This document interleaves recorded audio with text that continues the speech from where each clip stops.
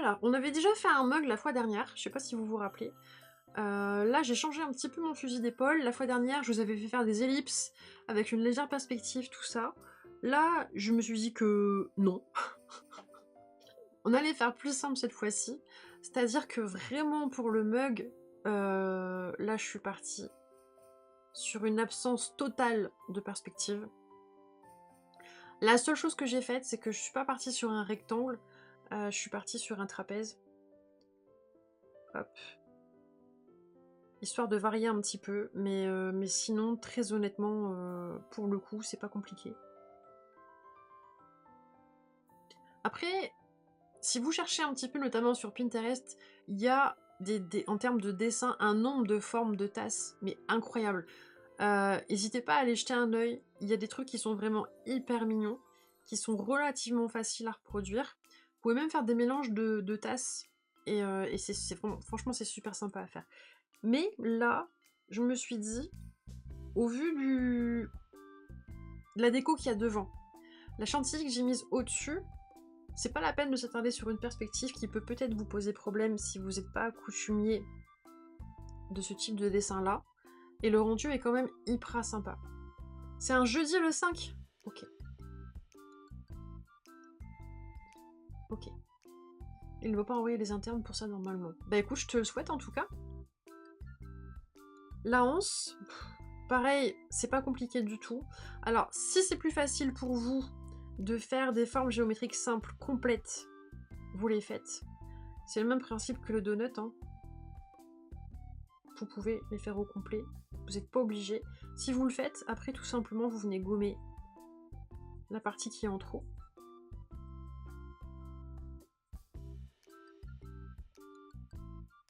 Hop là, comme ça. Même principe que pour la couronne de tout à l'heure, avec le ruban qui passait autour de la couronne. Là, je suis partie sur un motif clairement, ou de base, c'est juste des obliques qui sont parallèles, mais je pourrais faire ça. Vous pouvez si vous voulez, vraiment, c'est pas un souci. Mais c'est un peu moins sympa que si on les fait de forme arrondie et qui suivent le mouvement de la hanse. Là, c'est pas compliqué. Si ça vous arrange, vous faites toujours le même mouvement dans le même sens. Voilà, et ici je vais en rajouter un petit dernier, parce que logiquement, si je garde la même largeur à chaque fois pour les stries, il faut que j'en rajoute un petit ici.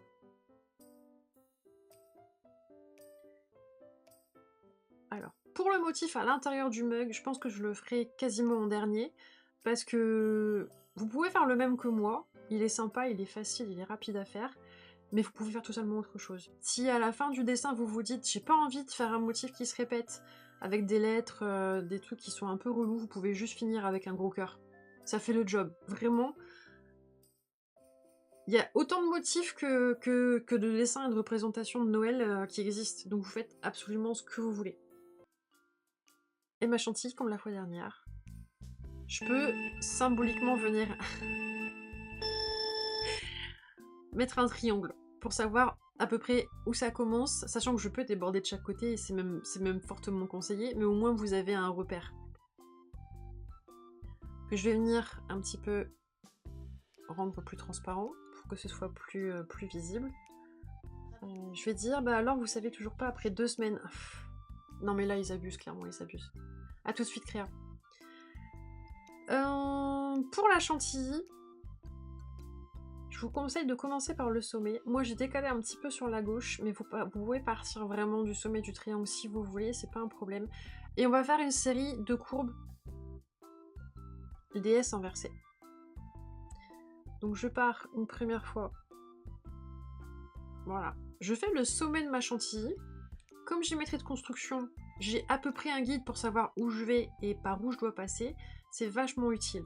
Alors, pour le côté gauche, à chaque fois, pour mes différents étages de chantilly, ce sont toujours des S inversés. Plus ou moins prononcés cependant. Ici, il y aura le petit bonhomme qui va cacher une partie, mais c'est pas grave, on va le construire quand même. Je viens faire ça. Alors, je suis pas allée au bout de mon explication. Et je fais la même chose. Je pars toujours du même point. Là, je suis partie à gauche et là je pars à droite, mais globalement, le mouvement est plus ou moins le même, mais il part en s'étalant un petit peu sur le côté. Ce qui fait qu'ici j'ai un rebord qui vient se former naturellement. Ici, je l'ai déjà fait avec ce trait-là. Les décorations, le sucre d'orge et le hou, on peut les faire en dernier. Là, j'ai pris le parti de faire une très grosse branche de hou et un très gros sucre d'orge. C'est pas cohérent avec la taille du mug, mais c'est vraiment pas grave. On n'est pas dans le réalisme, donc franchement, c'est pas gênant. Alors, je vais taper.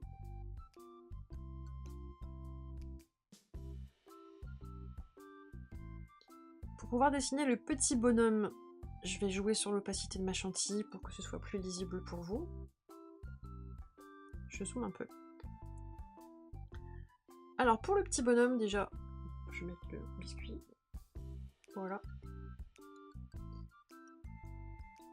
Ce que je vous conseille, et là c'est pas forcément évident quand on n'a pas l'habitude, c'est de se dire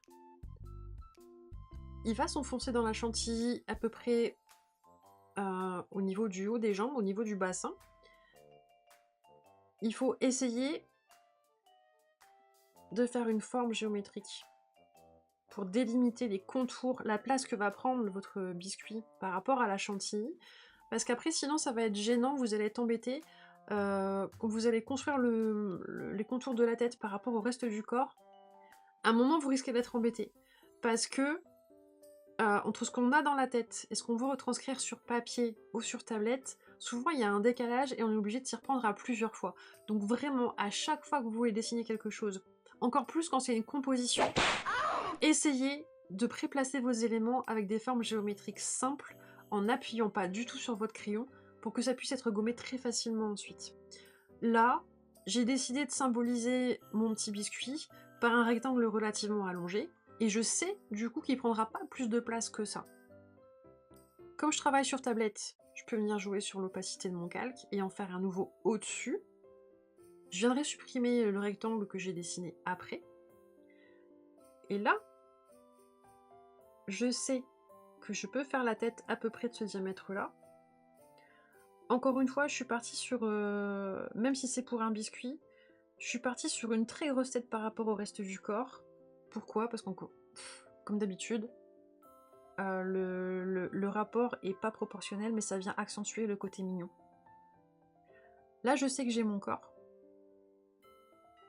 Et encore une fois, le fait de faire des petits bras, mais qui sont relativement épais, vient ajouter au côté mignon du personnage.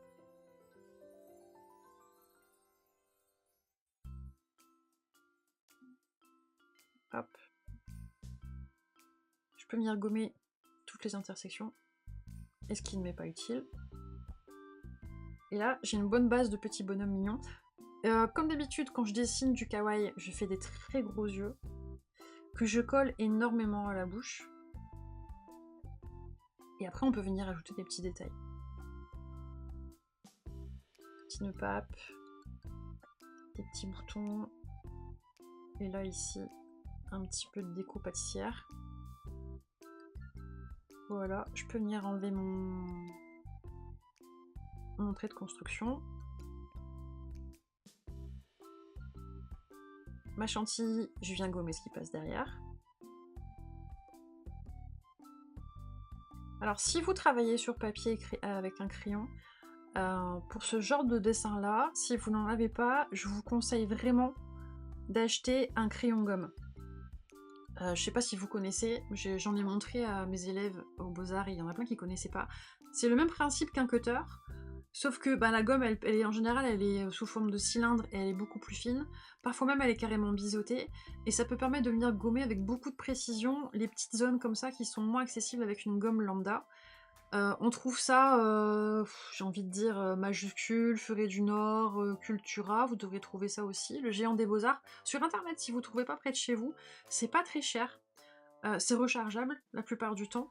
Et c'est hyper utile quand on commence à faire des petites compositions comme ça, ou qu'il y a beaucoup d'éléments qui se superposent et qu'on a besoin de gommer des petites choses.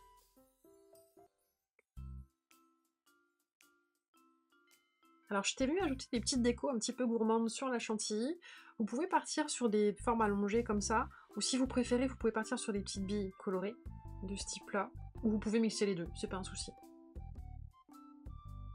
Par contre, si vous faites des petites pastilles qui sont un peu allongées comme ça, n'hésitez pas à varier le sens dans lequel vous les dessinez, parce que si vous les faites toutes dans le même sens, ça va rapidement venir installer une monotonie dans votre dessin, et ça va manquer de naturel. Hop, même en faire un petit peu sur les rebords comme ça. Ça vient de la même façon que souvent. C'est pas très français ce que je viens de dire, hein, c'est pas grave. Ça vient enrichir votre dessin. C'est rapide à faire. Et vraiment, ça ajoute un petit quelque chose qui est sympa. Hop, voilà. Avant d'entamer la déco sur la tasse, je préconise de faire d'abord la déco qu'il y a devant. Ça vous épargnera du remplissage sur le mug qui n'est pas nécessaire parce qu'il sera caché. Donc le même principe que tout à l'heure. Pour dessiner mon OU, je fais 3 petites boubous là. Et aux intersections, je viens faire des traits qui me servent de base pour avoir à peu près la hauteur de ma feuille de OU. Alors, encore une fois, c'est pas réaliste, mais malgré le fait que ça le soit pas, on comprend quand même ce que c'est avec la forme. Et justement, les petites boules qui sont rouges, une fois qu'on les met en couleur, c'est hyper caractéristique des feuilles de OU. Et à partir du moment où les caractéristiques principales de quelque chose que vous voulez dessiner sont présentes, il n'y a pas besoin d'élaborer outre mesure, on comprend, c'est suffisant. J'ai changé de calque, waouh. Pour le sucre d'orge, alors il n'est pas hyper compliqué à dessiner, mais comme pour le ruban tout à l'heure, ce que je vous conseille, c'est de faire un côté, le dessus ou le dessous, peu importe, et de partir de ça, une fois qu'on a défini l'épaisseur, vous suivez le mouvement, c'est la même forme, dans l'autre sens. Tout simplement. En essayant de garder une épaisseur qui est similaire tout du long. Et après, de respecter l'arrondi qui est créé par la forme même du sucre d'orge. Sauf que, comme on change de direction en cours de route, ici, les traits qui sont arrondis se resserrent au fur et à mesure qu'on arrive dans l'espèce de virage. Et après, une fois qu'on part dans une forme qui est plus droite, les stries peuvent s'éloigner un petit peu les unes des autres. Voilà. Ça passe derrière mon OU, donc je viens gommer.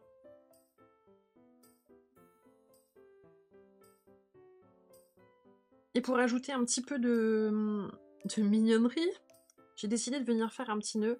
C'est le même principe que tout à l'heure.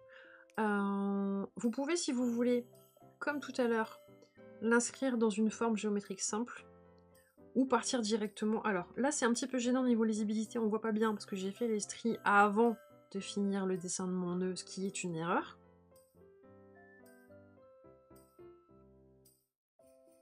Hop. Je vais essayer de venir gommer en dessous, voir si je me suis pas plantée. Il est où mon calque? Il doit être ici. Ouais, c'est celui-là. Je viens gommer là. Attends, j'y suis, je viens faire un peu le ménage ici aussi. Prendre une gomme plus grosse.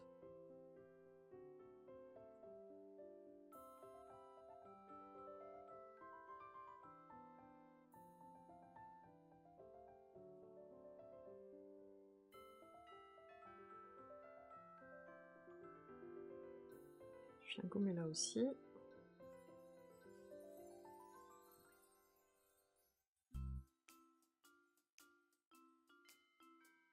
Franchement, ça va, c'est pas trop mal. Et au niveau de la composition, quand j'ai fait mon image, il n'y avait pas la feuille qui est là, et justement, je me disais, il manque un petit truc pour équilibrer un petit peu la compo. Et j'ai eu l'idée de mettre juste une feuille de OU.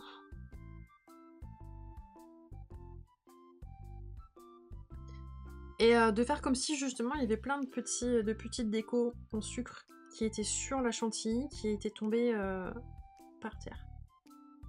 Ça vient habiller un petit peu le bas de l'image, avec encore une fois pas grand chose en termes de traits, et ça vient encore et toujours enrichir mon image. Là, il me reste plus qu'à faire la déco sur le mug. Comme je vous ai dit...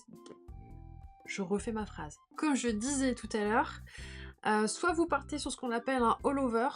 C'est un terme technique qu'on utilise notamment quand on fait des motifs pour les vêtements, mais c'est valable aussi pour les objets. Un all-over, c'est un motif qu'on crée une fois et qu'on répète sur toute la surface qui est à imprimer.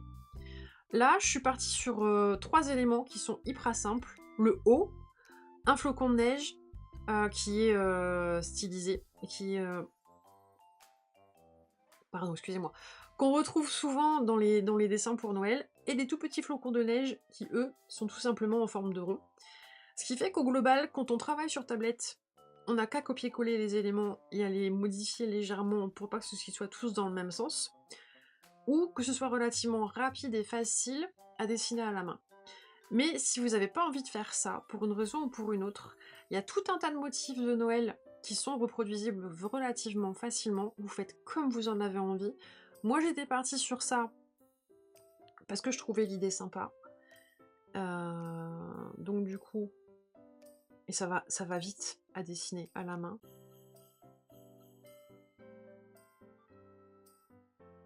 Et que ça vient faire un petit clin d'œil aussi, je sais pas si vous vous en rappelez, pour ceux qui étaient déjà présents l'année dernière, à la carte postale que j'avais dessinée avec le Père Noël qui fait oh oh oh, avec le lutin qui vient lui donner une fessée.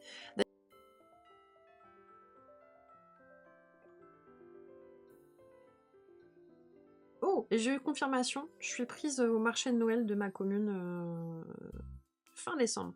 Pour ceux qui sont sur le Dunkerquois... Hey, tu aimes mon travail et ou mon contenu, mes cours de dessin ou juste ma bouille d'amour? Si tu le souhaites, tu peux m'aider à vivre de mon art en faisant un don sur mon Ko-fi, qui est aussi la plateforme qui héberge ma boutique en ligne. Tape !shop pour avoir le lien direct. Merci beaucoup. Merci beaucoup. Donc je disais, je crois que c'est le 20, 21 et 22 décembre, si je ne dis pas de bêtises, mais j'en dis très probablement, j'en reparlerai sur mes réseaux. De la page pub. Regardez cette girafette, ce poil brillant, ce regard vif. Un don sur son Ko-fi permet à cette créature étrange de continuer à dessiner des patates choupi. Un achat dans sa boutique l'aidera à continuer à faire des glouglouds bien débiles. Un sub lui permettra peut-être de s'acheter de la mémoire. On peut rêver. Bref, elle prend tout, hein. Des patates choupi. Des patates choupi.